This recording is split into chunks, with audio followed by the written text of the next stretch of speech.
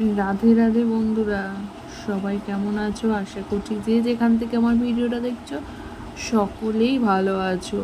একটু ফ্যানের আওয়াজ আসছে, তো প্লিজ এই আওয়াজটা একটু সবাই ইগনোর করো। কারণ হচ্ছে যেহেতু গপু ঘুমাচ্ছে, ফ্যানটা বন্ধ করা যাবে না। আর এই রাত্রেবেলাই আমার সময় হয় এডিট করা।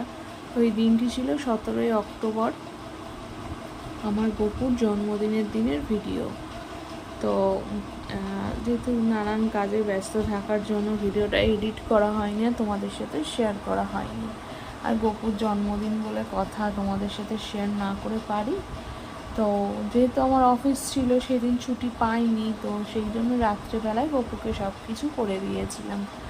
যেমন লুচি, 5 রকম ভাজা, আলুর দম, পনির, চাটনি, পায়েস, 5 রকম মিষ্টি, কেক, সব কিছুই আনানো হয়েছিল ওর জন্য।